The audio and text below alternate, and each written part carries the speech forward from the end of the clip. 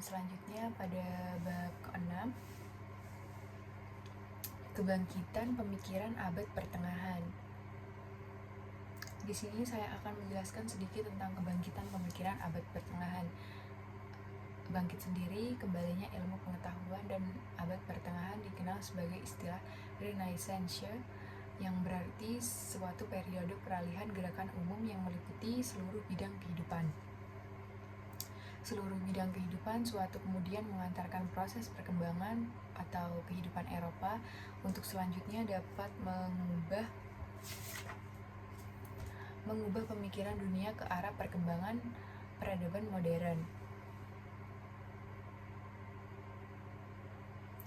Pengertian Renaissance ini sangat kompleks. Ia bukan saja sesuai dengan artinya, yakni melahirkan kembali ilmu pengetahuan dan kebudayaan klasik, tetapi juga sekurang-kurangnya sangat berpengaruh terhadap munculnya paham-paham baru di bidang agama, bidang-bidang politik, sosial, ekonomi, dan bidang-bidang lainnya.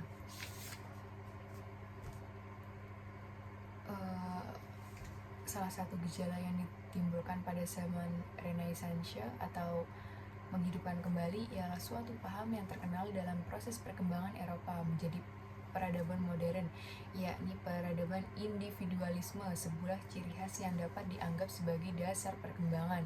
Dasar perkembangan sendiri ini ke ranah dunia modern atau yang bisa kita sebut fase dewasa ini. Yang pertama ialah tumbuhnya individualisme, dan yang kedua ialah timbulnya individualisme. Dan yang selanjutnya pada bab ke-7 ialah kaum intelektual di negara-negara berkembang.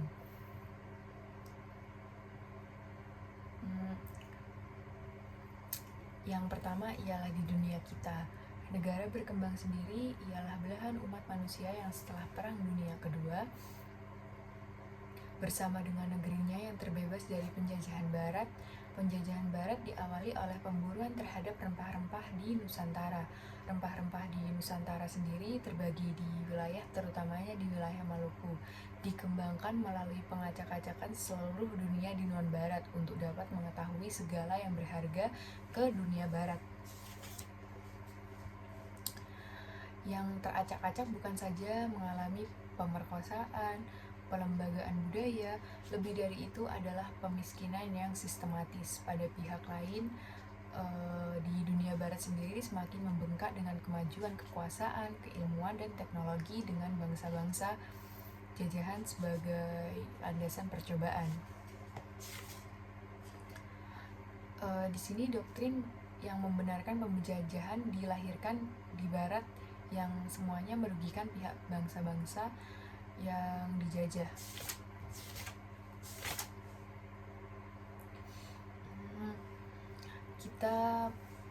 Kita sendiri menyaksikan lahir dan berkembangnya imperium atau empire dunia Portugis dan Spanyol yang dibangun di atas perampasan emas, perak, yang dibangun di Inggris atas monopoli tekstil dan candu serta perbudakan atau perhambaan, dan Belanda yang dibangun di atas monopoli rempah-rempah.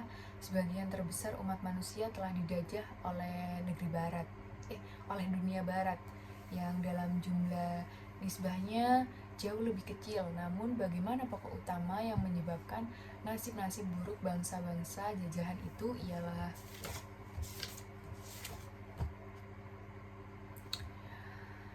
ketidakmampuan budaya yang menghadapi ekspansi kegiatan dagang Barat. Dalam hal ini dikecualikan Portugis dan Spanyol, tapi pada keseluruhannya terjadi sebagaimana dikatakan oleh Chiang Kai-shek bahwa tidak ada sesuatu bangsa bisa dijajah oleh bangsa lain, tetapi melainkan tidak dibantu oleh negara jajahannya itu sendiri. Untuk produknya, penjajahan atas dunia ketiga secara budaya ialah mentalitas bangsa jajahan yang belum tentu dapat hilang. Belum tentu dapat hilang sendiri setelah 3 generasi bangsa itu hidup di dalam kemerdekaan politik, karena mentalitas bangsa yang dikalahkan oleh berabad yang akan melahirkan kebudayaan bangsa.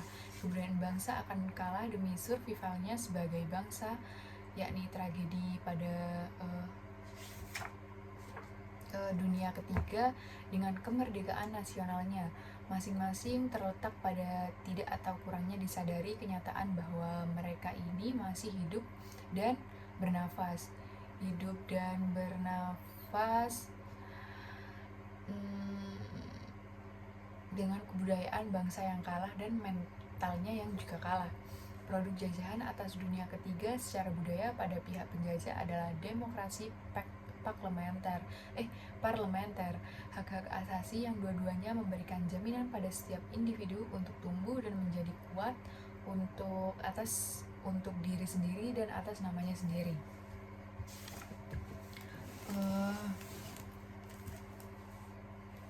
Sedang pengalaman penjajahan berabad membutuhkan mentalitas sebagai bangsa unggul dan penakluk, dan juga yang tidak mudah hapus dalam 3 generasi setelah bangsa-bangsa itu kehilangan jajahannya.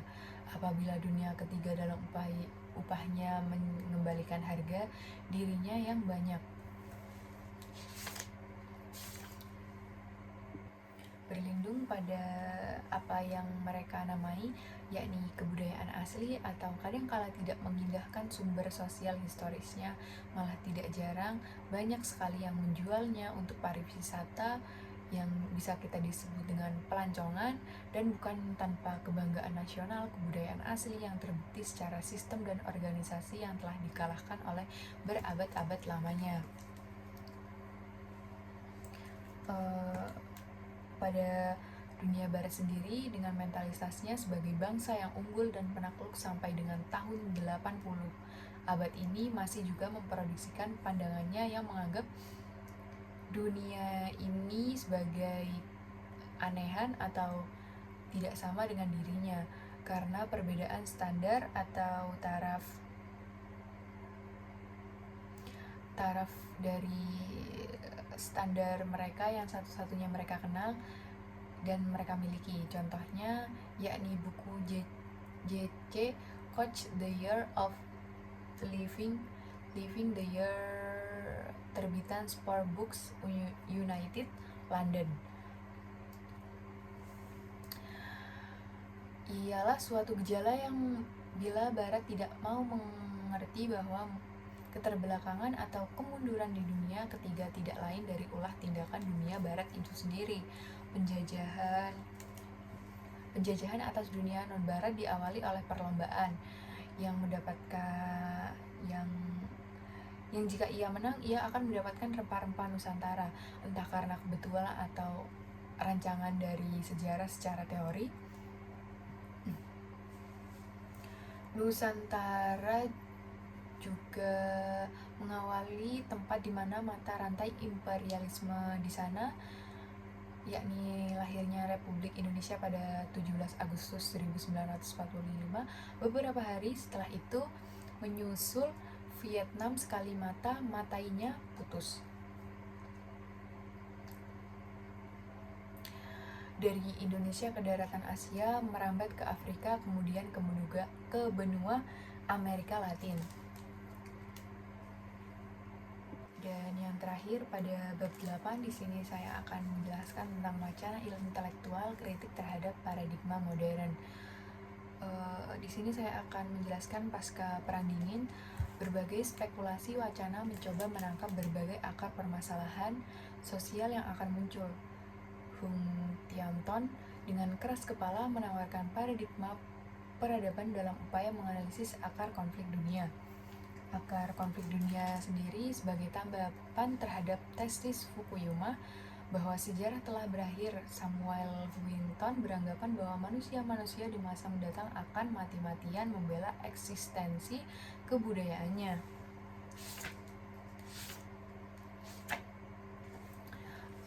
Memang di sini tidak dapat disangkal karena berbagai konflik muncul belakangan ini bersumber dari perbedaan keyakinan individu yang berada pada peradaban tertentu. Wacana terorisme berasal dari asumsi tersebut, akan tetapi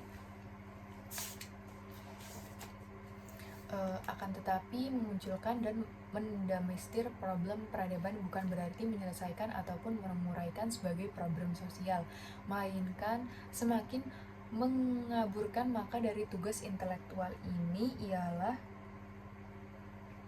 mengupayakan perubahan sosial, alih-alih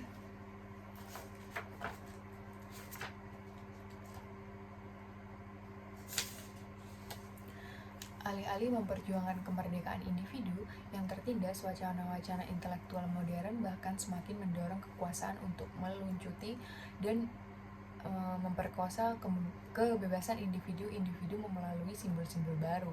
Simbol-simbol baru diantara ialah agama, negara, ras, bangsa maupun ideologi, bahkan melalui jargon demokrasi maupun hak asasi manusia. Dan di sini saya akan menjelaskan tentang paradigma modern, universalisme dan kolektivisme ini latar belakangi dengan munculnya berbagai pandangan epistemologis. Epistemologi sendiri yakni baik positifisme, fenomenisme, strukturalisme, emekualisme, materialisme, historis, sampai dengan postmodernisme. Semua aliran epistemologis tersebut telah tumbuh subur dengan berbagai pengikutnya seperti kaum muda-mudi atau alternatif pilihan tersebut menjadi jalan keluar bagi pencarian intelektual yang tidak akan kunjung berakhir. Di tangan intelektual ini sangatlah mudah, karena berbagai paradigma keilmuan tersebut akan tumbuh dan tersebar luas sebagai paradigma modern. Dan untuk fungsi paradigma sendiri yakni jelas dalam kacamata kita ialah memandang dunia.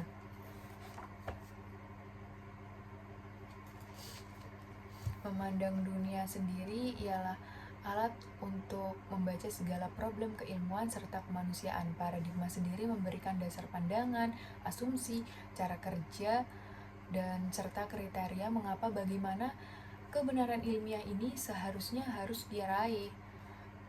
Dan yang terakhir di sini saya akan menjelaskan tentang meneguhkan konsep individu dan tindakan dalam kesatuan kolektif. Sekali lagi perlu diingat dalam ilmu-ilmu sosial kita membicarakan manusia dan masyarakat. Manusia dan masyarakat sendiri diabaikan pada paradigma modern ialah bahwa dirinya telah melupakan individu yang sebenarnya membentuk kolektif yang disebut dengan keluarga, masyarakat, negara, bangsa, dan bahkan peradaban. Paradigma ini atau paradigma modern ini berspekulasi mengenai hal-hal yang bersifat universal. Mereka melupakan arti penting tindakan individu. Mungkin itu saja yang bisa saya sampaikan. Kurang lebihnya mohon maaf. Assalamualaikum warahmatullahi wabarakatuh.